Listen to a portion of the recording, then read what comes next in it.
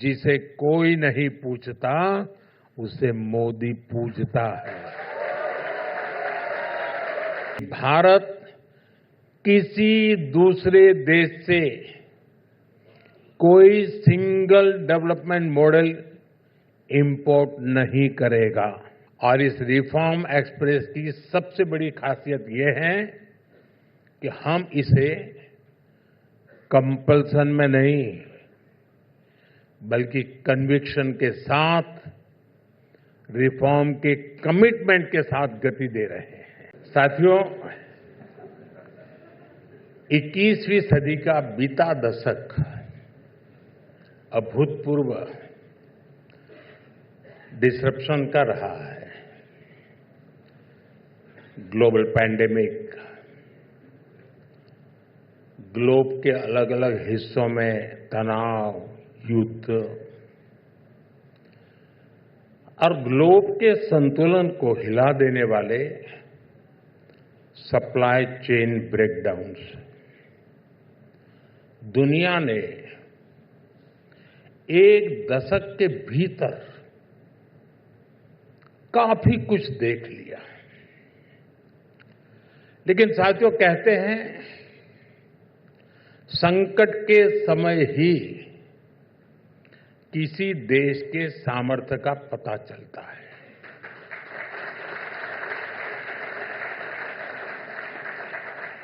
और मुझे बहुत गर्व है,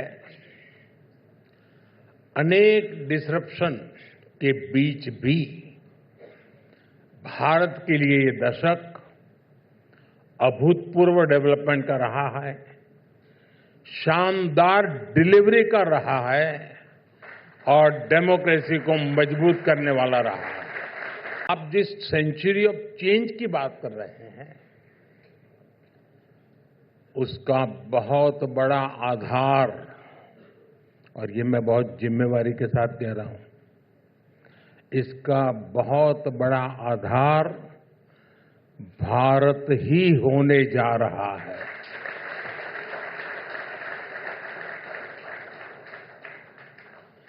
आज भारत दुनिया की ग्रोथ में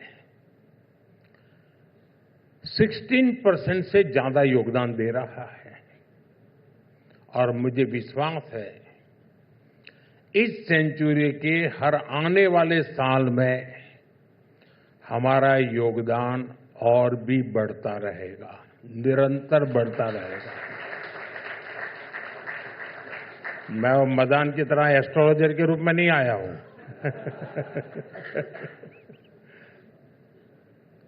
भारत दुनिया की ग्रोथ को ड्राइव करेगा, दुनिया की ग्रोथ का नया इंजन बनेगा।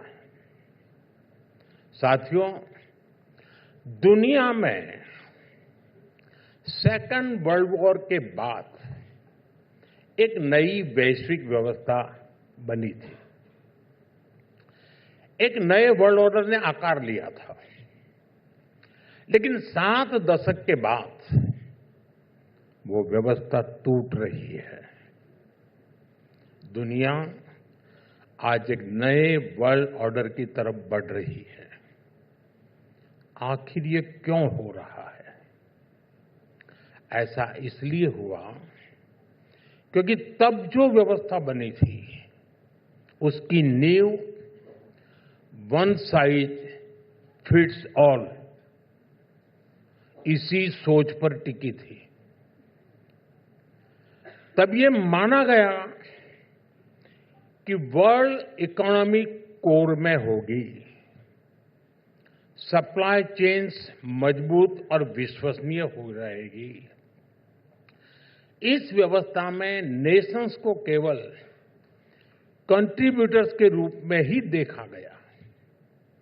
लेकिन आज इस मॉडल को चुनौती मिल रही है। ये अपनी प्रासंगिकता खोता जा रहा है।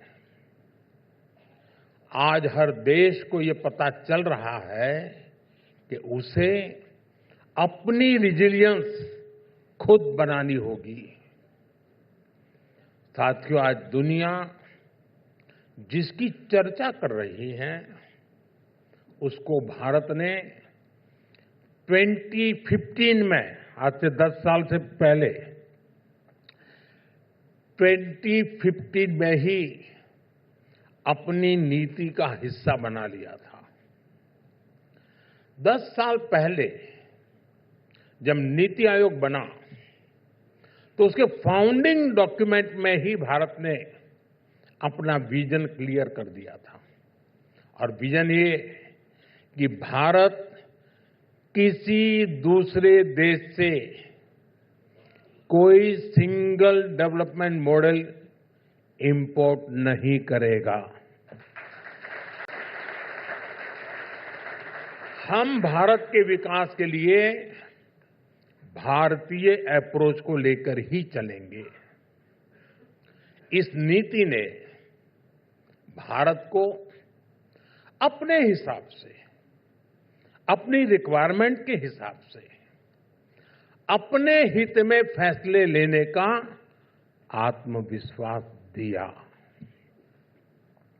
और ये एक बड़ा कारण है कि डिसरप्शन के दशक में भी भारत की इकोनॉमी कमजोर नहीं पड़ी, निरंतर मजबूत होती गई। साथियों, आज 21वीं सदी के इस दशक में भारत रिफॉर्म एक्सप्रेस पर सवार है। और इस रिफॉर्म एक्सप्रेस की सबसे बड़ी खासियत यह है कि हम इसे कंपल्सन में नहीं बल्कि कन्विक्शन के साथ, रिफॉर्म के कमिटमेंट के साथ गति दे रहे हैं। पहले की सरकारों का यही तरीका था। वो रिफॉर्म्स कंपल्सन में ही किया करते थे। जब 26/11 का आतंकी हमला हुआ, कांग्रेस सरकार की कलई खुल गई तो एनआईए का गठन किया गया। जब पावर सेक्टर बर्बाद हो गया, ग्रिड फेल होने लगे, तब मजबूरी में कांग्रेस को पावर सेक्टर में याद आई।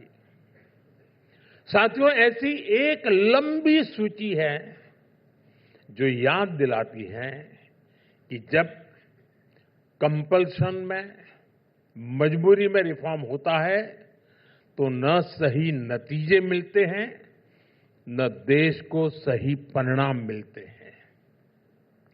साथियों, आज मुझे गर्व है कि बीते 11 वर्षों में हमने पूरे कन्विक्शन के साथ रिफॉर्म किए हैं। और ये रिफॉर्म पॉलिसी में हुए हैं, प्रोसेस में हुए, डिलीवरी में हुए, और इतना ही नहीं, माइंडसेट में भी रिफॉर्म हुआ है।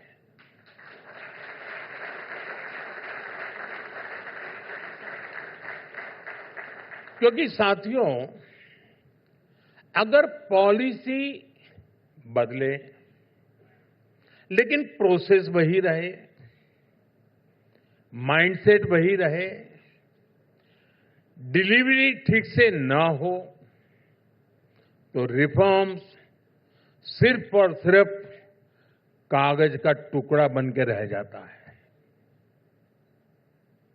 इसलिए हमने पूरे सिस्टम को बदलने के लिए ईमानदारी से कोशिश की है। साथियों, मैं प्रोसेस की बात करूं तो एक साधारण लेकिन बहुत जरूरी प्रोसेस है कैबिनेट नोट्स का। यहां कई लोगों को अंदाजा होगा कि पहले की सरकारों में एक कैबिनेट नोट बनने में ही कुछ महीने लग जाते थे, महीने। अब इस स्पीड से देश का विकास कैसे होता? साथियों, बीते दशक में भारत के जिस रिफॉर्म ने दुनिया में हलचल मचा दी है वो है यूपीआई, भारत का डिजिटल पेमेंट सिस्टम। ये सिर्फ एक ऐप नहीं है, ये पॉलिसी, प्रोसेस और डिलीवरी के एक शानदार कन्वर्जेंस का प्रमाण है।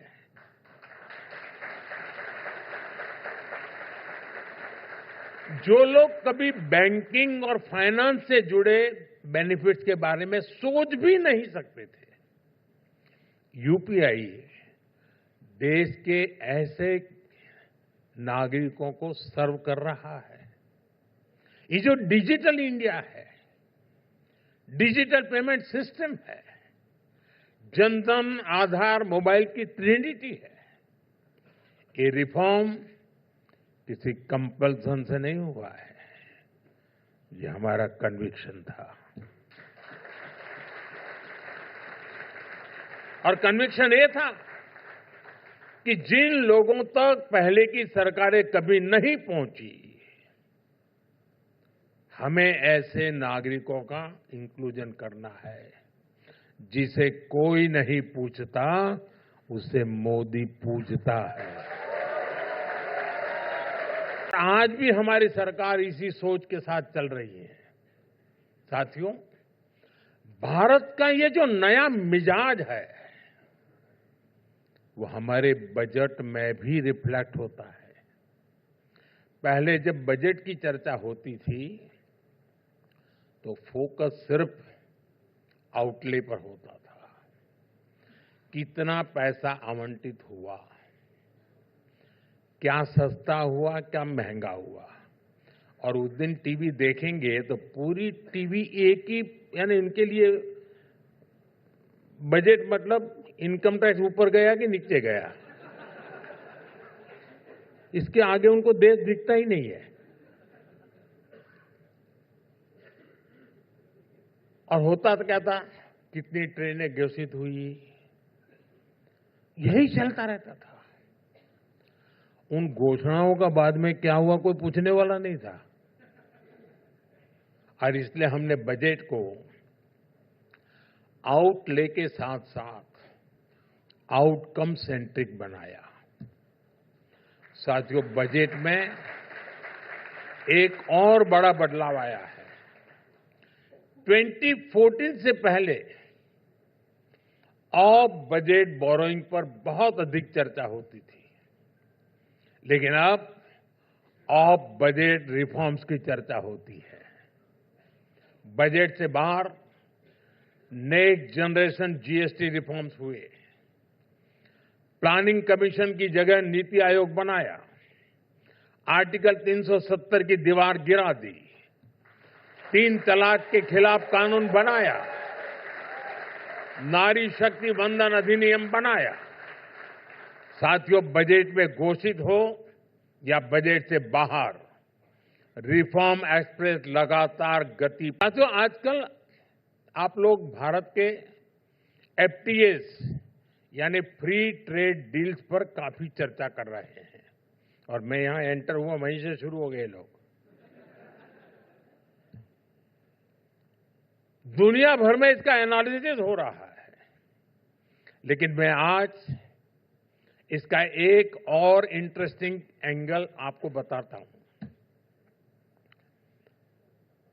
मीडिया को जो चाहिए वो तो इसमें नहीं होगा शायद, लेकिन हो सकता है कुछ काम में आ जाए। और मैं पक्का मानता हूं, जो बात मैं कहने जा रहा हूं, आपने भी इसके बारे में विचार नहीं किया होगा। क्या आपने कभी सोचा है कि आज इतने सारे विकसित देशों के साथ फ्री ट्रेड डील्स हो रहे हैं, क्या यही काम 2014 से पहले क्यों नहीं हो पाए? देश वही, युवा शक्ति वही, सरकारी सिस्टम वही, तो बदला क्या?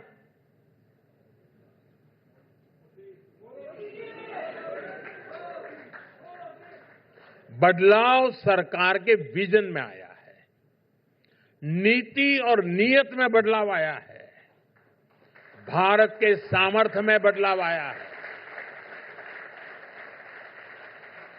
साथियों, आप जरा सोचिए, फ्रेजाइल 5 इकोनॉमी जब थी, तब कौन हमारे साथ डील करता? गांव में भी गरीब की बेटी को कोई रईस के परिवार वाला शादी करता है क्या? वो उसको छोटा मानता है। हमारा भी यही हाल था भाई दुनिया में। जब देश पॉलिसी पैरालिसिस से घिरा था, चारों तरफ घोटाले और घपले थे, तब कौन भारत पर भरोसा कर पाता? 2014 से पहले भारत में मैन्युफैक्चरिंग का बेस बहुत कमजोर था और जिसके कारण पहले की सरकारें भी डरती थी। एक तो कोई आता नहीं था और जरा से भी कोई कोशिश करे तो ये लोग भी डरते थे। और डर ये था कि अगर विकसित देशों के साथ डील हो गई तो वो हमारे बाजार पर कब्जा कर लेंगे, वो यहां अपने प्रोडक्ट डंप करने लगेंगे। हताशा निराशा के उस माहौल में 2014 से पहले यूपीए सरकार सिर्फ 4 देशों के साथ ही कॉम्प्रिहेंसिव ट्रेड एग्रीमेंट कर पाई थी, जबकि बीते दशक में भारत ने जो ट्रेड डील्स की है उसमें दुनिया के 38 कंट्री कवर होते हैं। 38 कंट्री। और ये दुनिया के अलग अलग रीजन्स में है। आज हम इसलिए दुनिया के साथ ट्रेड डील्स कर रहे हैं क्योंकि आज का भारत आत्मविश्वास से भरा हुआ है। आज का भारत दुनिया के साथ कॉम्पीट करने के लिए तैयार है। बीते 11 वर्षों में भारत ने मैन्युफैक्चरिंग का एक मजबूत इकोसिस्टम देश में विकसित किया है। इसलिए आज भारत समर्थ है, सशक्त है और इसलिए दुनिया भी हम पर भरोसा करती है। यही बदलाव हमारी ट्रेड पॉलिसी में आए, पैराडाइम शिफ्ट का आधार बने और यही पैराडाइम शिफ्ट विकसित भारत की हमारा यात्रा का अनिवार्य स्तंभ बना है।